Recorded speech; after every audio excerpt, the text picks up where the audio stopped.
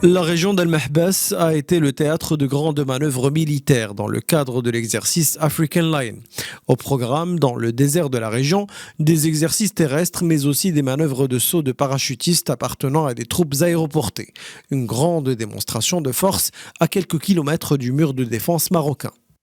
Les activités qui sont planifiées au niveau de Graïrboué. Donc on trouve deux activités principales. Une première activité qui est réservée aux troupes aéroportées, et une deuxième activité qui est réservée aux forces aériennes. Concernant la première activité, ce sont des sauts de parachutistes suivis d'une manœuvre conjointe d'une durée à peu près de 48 heures. Alors une fois cette manœuvre achevée, il y aura d'autres manœuvres à différents échelons dont la quasi-totalité vont être effectuées de nuit. Pour la deuxième activité, ce sont des manœuvres aériennes avec des avions de chasse marocains et américains, avec des tirs réels, aussi avec des hélicoptères d'attaque. En parallèle, l'armée de terre marocaine a sorti à Al-Mahbas la grosse artillerie, notamment le redoutable canon automoteur M109.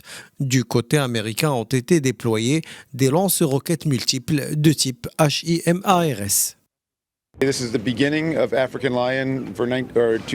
Les exercices militaires d'African Lion 2022 ont démarré. Ce sont des exercices que nous avons commencé à planifier dès la fin de la dernière édition l'année dernière. Nos objectifs consistent à renforcer le partenariat avec l'Afrique et renforcer nos relations avec le Maroc à travers des exercices de terrain réels et complémentaires durant les prochaines 2 semaines.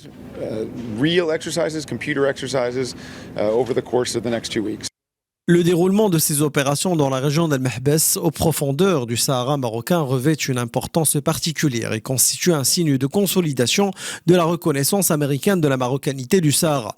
Des manœuvres aériennes et navales à tir réel en terre et en mer sont également prévues lors de cette édition de l'African Lion.